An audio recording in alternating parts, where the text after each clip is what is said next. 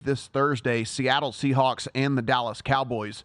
The Cowboys are 7-point favorites. This is heading to 7.5, maybe, minus 115. So the juice is saying that maybe we could get there. 46 is your total. We see the Seahawks look very pedestrian basically over the last month and a half of the season. We see Geno Smith certainly regress a ton over the last month of the season as well.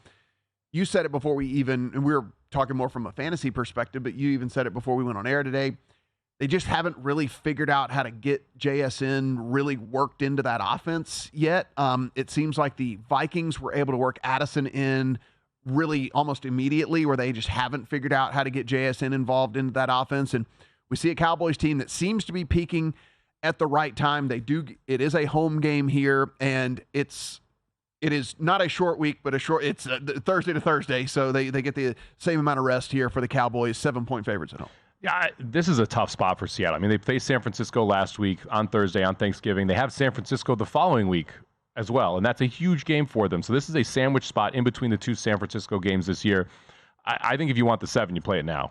There's 7.5 in 3 places already. This is going to end up being a teaser leg. If you want to tease it, as soon as it gets to 7.5, I mean, you could tease it here now at 7, obviously. But if you're looking for a teaser leg, this is going to be one of the more popular teaser legs. I don't think this stays at 7.5 either. I think this ends up somewhere in that 8.5, 9 range when it's all said and done. They kick off. These are two teams going in 2 different directions that have 2 very different thoughts about them when you're looking at them. And this is a Dallas team that consistently wins by margin, and a Seattle team that doesn't mind losing by margin. And yes, Smith and Jigba, they have trouble working him in. They're having trouble working DK Metcalf into this offense right now. He's going for like 30 yards a game.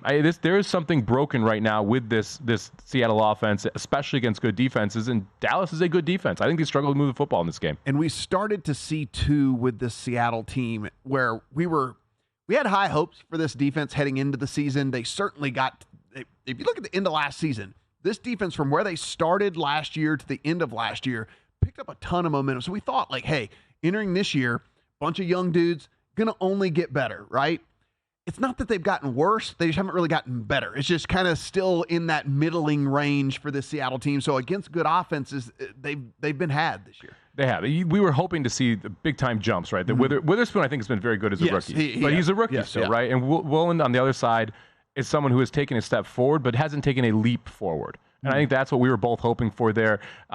Gotten a lot more pressure on the quarterback. They've been very good against the run, something they really struggled on last year. Wagner came in. He's helped them shore up the defensive side of the football. But this is a Seahawks team that just doesn't look right. When you're watching them play, they just don't pass the eye test. Now, the last time everyone saw them was San Francisco, and a lot of teams haven't passed the eye test against San Francisco.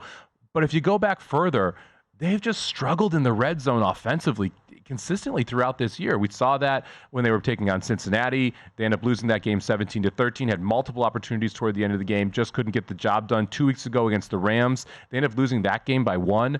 They kicked 4 field goals early in the game, 3 field goals early in the game, and then missed a game-winning field goal. They need to be putting the ball in the end zone. And especially when you're playing someone like Dallas, who has the offensive capabilities to score, you've got to put the ball in the end zone. I'm concerned they're not going to be able to do it against this Dallas defense. Like I said, I think this thing's out to 7.5 fast. So if you want the 7, go get the 7 now. And this is going to be a game I'm going to end up teasing. Yes, absolutely. Be in my teaser account as well. Go to VSiN.com/subscribe to become a VSiN Pro subscriber today.